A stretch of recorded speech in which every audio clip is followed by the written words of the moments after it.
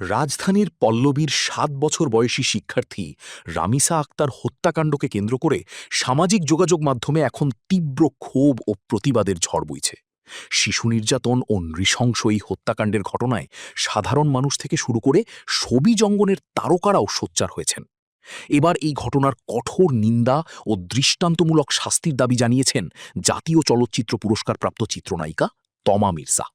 বৃহস্পতিবার নিজের verified Facebook আইডিতে দেওয়া এক পোস্টে তিনি ধর্ষণ ও হত্যার মতো জঘন্য অপরাধের বিরুদ্ধে কঠোর অবস্থান জানান। তমা মির্জা লিখেছেন, এমন বিচার হওয়া উচিত যাতে অপরাধীরা ভবিষ্যতে এমন অপরাধ করার কথা স্বপ্নেও না ভাবে। তিনি আরও বলেন, ধর্ষণকারীর পক্ষে আইনজীবী দাঁড়ানো নিয়েও তার তীব্র আপত্তি রয়েছে। তার প্রশ্ন, কিসের তদন্ত, কিসের ব্যাখ্যা? ধর্ষণকারীর পক্ষে আবার কিসের উকিল, কিসের সময়ক্ষেপণ? রামিসাকে নিজের বোনের সঙ্গে তুলনা করে তিনি বলেন, এই অন্যায়ের বিরুদ্ধে সবাইকে একসঙ্গে দাঁড়াতে হবে। তার ভাষায়, রামিসা আমার বোন, আপনার বোন, আমাদের বোনের নৃশংস হত্যাকারীর বিচার চাই।